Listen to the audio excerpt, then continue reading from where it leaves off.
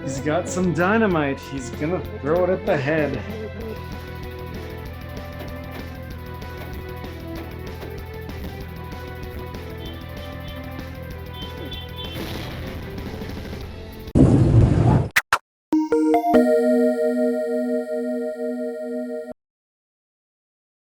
All right, Gary, RG, is it time to talk about the cock? Excuse me? To talk about the cock. Who's cock? The cock being Kids of Karendow. Oh, that thing. Okay. Yeah, I'm familiar with that one. That cock. Okay. All right, so what we've done is we have pre-recorded some footage from the first roughly 40 to 45 minutes of the game. So for anyone who's listening and have played through the demo, there will be some of that, but there will also be stuff that actually that's brand new footage that will actually show you the overworld and the first town of the game. And Gary and I are going to play the videos on a podcast. So if you're watching on YouTube, if you want to follow along, that's great. However, if you're on an audio platform only, we will keep talking throughout the whole thing. The videos will be posted on our channel for anyone who wants to watch them later. I will actually add the caveat is these are pre-alpha footage and they were recorded on a MacBook that is 6 years old. So the frame rate on these video recordings is, I think it's safe to say, variable. So please forgive us for that. I think, Gary, are you ready to start? Look at that logo. Isn't it fantastic? Yeah. What do you think about the Phat Games kind of like theme chime thing? I quite like it. It's very old school. You know, it's actually based off the original one that you made for the Lightning Productions logo. Doot, doot, doot. But let's talk about the beautiful title screen here. That actually looks like a really cool feather. Yeah, she did a good job. Yeah. So we are in the Kingdom of Karendow, 499 years after the Karendow-Chiron Quincentenary War. And one of our main characters here is on top of the drone, flying in over some dark storm clouds here, planning on rescuing a friend of his. Oh, look, there's my name. Look, there's your name. Oh yeah, I had to ask that one, Blair. Yeah, that's only because I was comparing you to the Streets of Rage guy. Oh God, what's his name again? Whatever. His name was Kevin Rage. No, it was some Japanese name. Yeah, that's his English name. So we'll edit out that comment. All right, what's going on here? How come it hasn't? It's the loading here because you're capturing it because it's capturing it on my laptop took like twice as long. Oh wow, okay. Here we go. So here we have the main character in his prison cell. Yeah, so in the original game, he was sitting on a toilet. He was. Here comes Telly to save the day. That's really cool. I like that.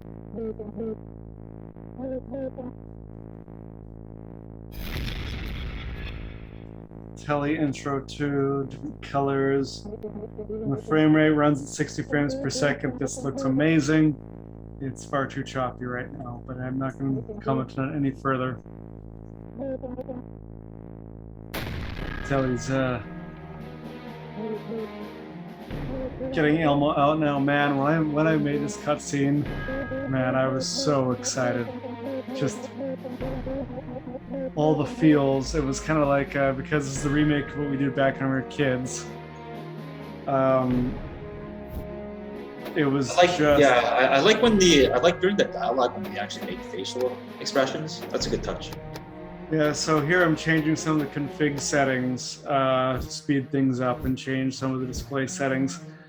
And for anyone who's watching, there are bugs in this, so things still come up using the keyboard expression or keyboard dialogues to display like actions and stuff. Yeah, it's a bug. It'll be fixed. That's what they all say. So here's where Telly came into the prison and he blew a hole in the side of the wall there. I like how the guard is just standing there. Yeah, all the movement freezes during a cutscene. All right, we're in combat now. Yeah, so I noticed the menu is a little different. Yeah, so the blue area, because we didn't go slow at all on this, I was just playing through. When the character selects an attack command and there's that blue circle highlighting everything, that is the area in which the character can move in a single attack turn. So if you try to attack an enemy outside that blue circle, you may not be able to complete the attack that turn. His command might get canceled because he's run out of movement speed. We will see examples of that eventually. So, just now, Telly could not reach the enemy.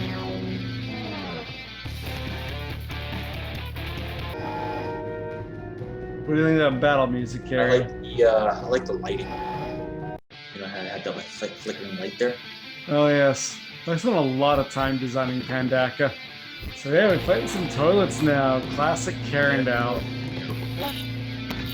So these toilets are going to get a little bit of redesign. Sandalo was like, the shitting on like your stuff in the opening sequence is all wrong, and he's right. And the reason for that is because this is the first stuff we designed in the game, using a lot of the original artwork from the original 2000 version of Karendow as a basis. I think the piece of the turd that come out of the toilet need to be bigger. I still haven't. Okay, I have to add that to the backlog formally because I clearly haven't done that yet, and I keep forgetting to. Yeah, so they Elmo's making a smart ass remark about how he forgot how he can use healing magic and items outside of combat.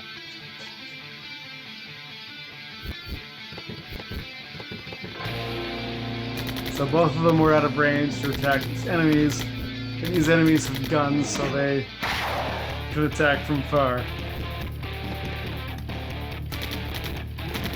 I actually had the idea for this battle music all the way back in the year, probably 2002. The intro, I've had that in my mind like this whole time. So it's kind of like the battle music I envisioned for Chapter 2 of the original game. Oh, really? So it's pretty cool I get a chance to do it now for this game. Unlike Chapter 2 of the game we made back in 2001, this game will get done. Well, it's a lot further along than that one. Oh yes, I mean, really, this game just needs content. I'm talking to Bogman now. This is the game's first sub-quest. He looks bald. Is he supposed to be bald? Yeah, he's supposed to be bald. Okay. He's missing his hat. Remember, he gives it to you. I really love the Pandaka music.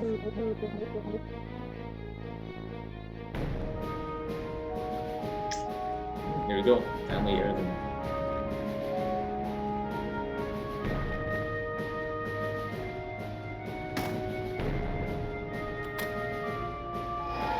Magic gummies, combat, heal, I believe, magic points.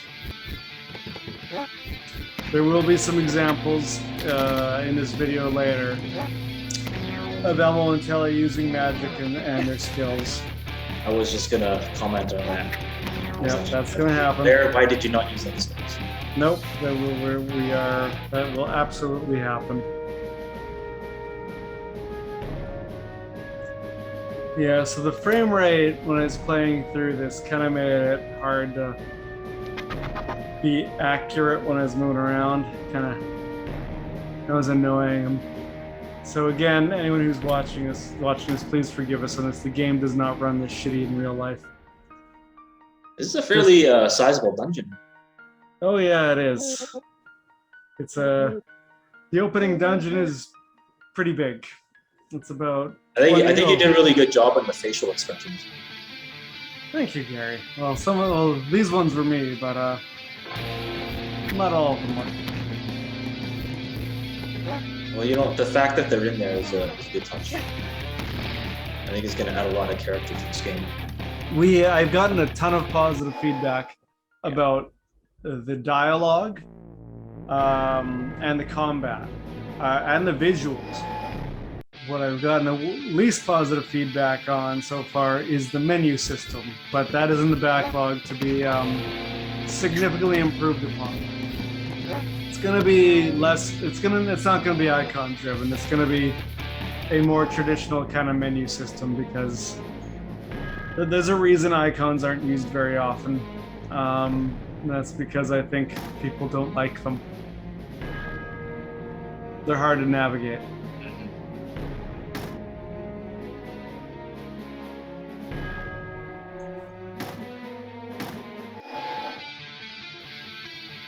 Ooh, a whole pig. Yep. What's that for, Blair? You can make some bacon. Cooking is in this game. And almost just died.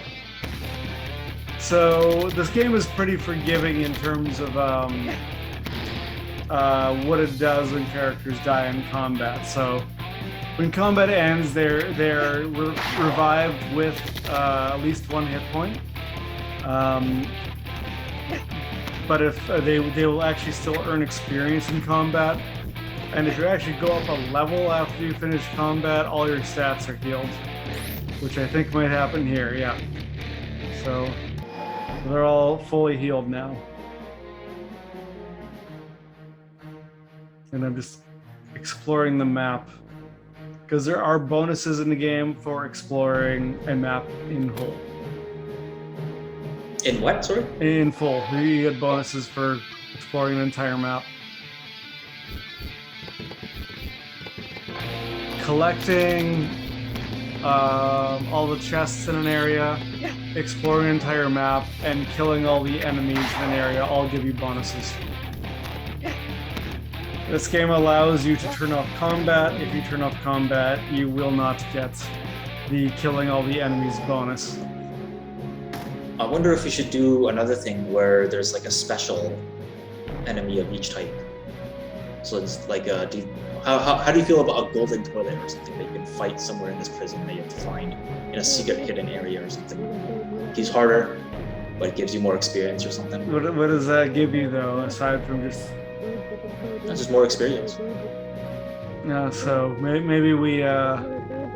Telly's pissed off about being asked about his past. Yeah, let's talk about that. I like that idea. It's not really a big scope change at all, so... Yeah, just do a palette swap. Yep. Or just make him a little bit bigger at him. Yeah, that's not really a scope change at all, so but how would that play into sort of the bonus factor? Does it give you anything with respect to... Maybe it gives you an awesome item? Maybe, yeah, either that or just makes it so you, as a player, you level faster just because you're getting like an extra experience boost. Yeah. I mean, there's lots of stuff in this game already. We're doing the quiz babies, which actually won't be shown in these videos. I intentionally left them out. There's going to be the obelisk sort of sub-quest where you learn about the history of the J-Trap. For the audience, who are the J-Trap?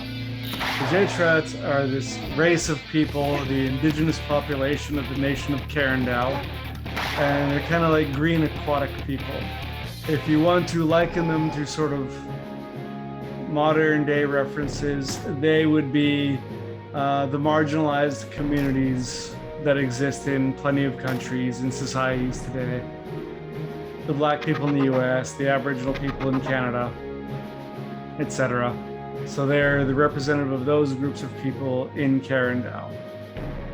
And we are trying within the story to sort of do a proper representation, nuanced representation of the kind of situation that could get us in trouble, but we're trying our best here.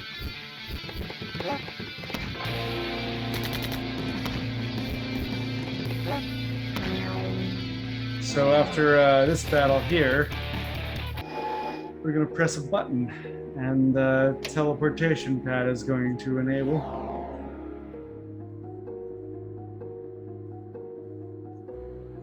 Again, I'm going to apologize for the frame rate. I'm going up here, we're going up here to get these treasure chests.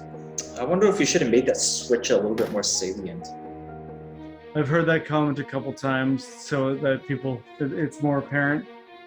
And we can make that change. There'll be stuff that happens like that throughout the entire game's development process. I think what I'll do is I'll just put a white border around it.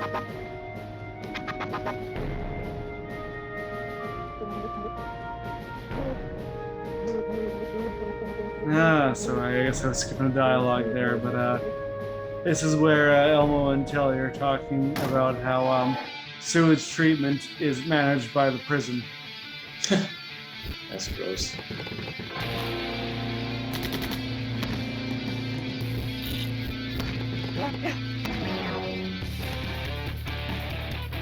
Yeah, definitely the turd that the toilet flings at you.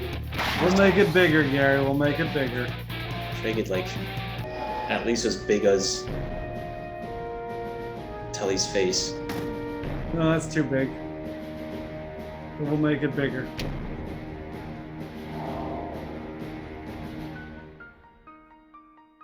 Gary, this music is phenomenal.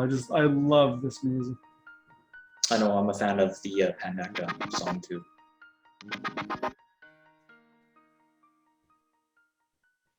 You know, how much time we spent on Pandaka Prison building it out versus everything else so far in the game. Although, I mean, this was... Well, you had to lay the foundations, right? Yeah. But it looks really good. Like, I can proudly say that this looks awesome. I actually really like those tanks.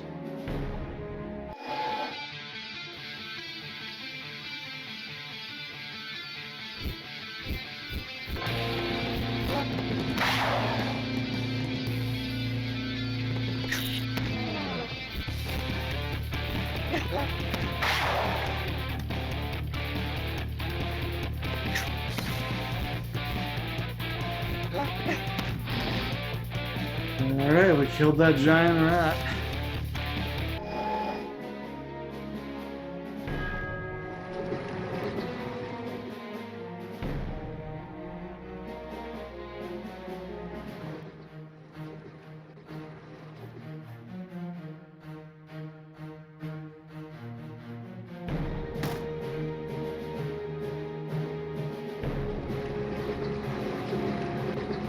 Hey, where did Telly go?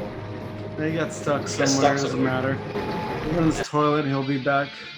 Who cares about him?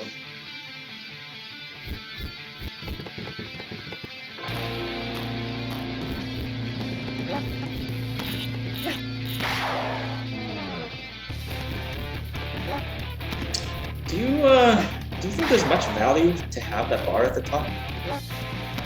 Which one? The action bar, I guess. You know, where it So should- the green and the blue one? yeah. What do you propose? I don't know, like if I don't know if there's much value in having it. Like the battles are so fast paced that like unless you're gonna use it to make some sort of decision.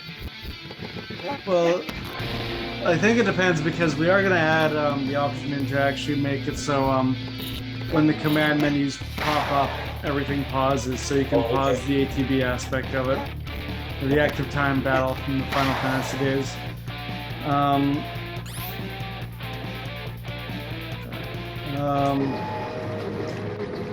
I kind of like it, me personally. Otherwise, you might as well just make it like turn-based, but combat in this game is supposed to be fast-paced. That was the whole intent of the way it was designed. But it can still be fast paced without, you know, let's say if it pauses for your decision, like you should probably pause everything else, right? Well, we're going to give the players the option to pick that. Okay. It doesn't exist now, but it's very easy to add in the game with respect to code and stuff. there's only one thing I'll need to change to enable that, and that has to do with combos. So right now, when you want to use a combo, all the characters that are involved in the combo need to be in the command stage. So when they hit that area between the green and the blue spot, when the menu pops up, See. Okay. and we will see that very soon. So I finally actually start using some of this stuff. Because I guess I didn't use any of it in this part, but we are going to start seeing that soon. The healing post. Oh, that's cool. There's some autosave there. And here we go.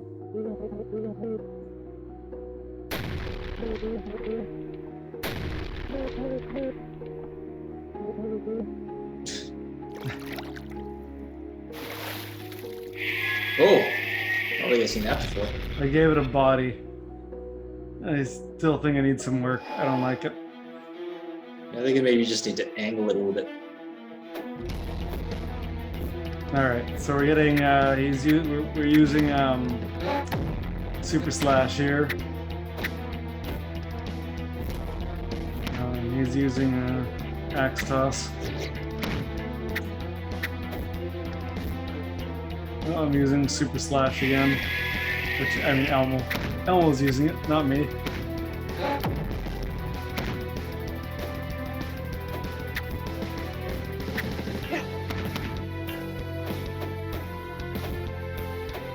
I'm not using the combo yet. Darn. It's using magic. So here's Kerflam. Killed the first one. There you go. Oh, till he's dead. Probably revive him. This is always kind of a hard boss. Oh yeah, I think it's a perfect level of difficulty based on what we do to prepare you for it. We give you tons of items and everything. Oh, wow. I haven't seen that before. That was cool. Yeah, that was the reanimator.